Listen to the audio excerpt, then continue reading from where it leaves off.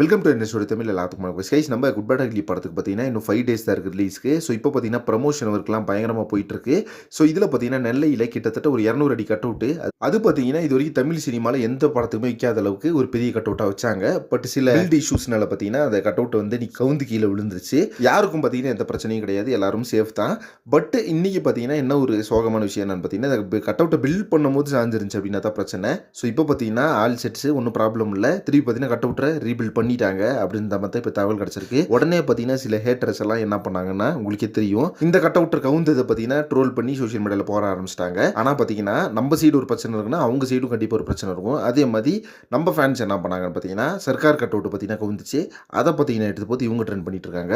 So இந்த fan Wars அப்படின்றதும் ஒரு பக்கம் போயிட்டு தான் இருக்கு. ஸோ இப்போ பார்த்தீங்கன்னா இந்த அளவுக்கு ஒரு கட் அவுட் வந்து எந்த படத்துக்குமே வைக்க கிடையாது. அதாவது பார்த்தீங்கன்னா தமிழ் சினிமா மட்டும் இல்லாமல் இந்தியன் சினிமாலேயே பார்த்தீங்கன்னா எந்த படத்துக்கும் பார்த்தீங்கன்னா இந்த அளவுக்கு ஒரு மிகப்பெரிய கட் அவுட் வச்சதில்லை.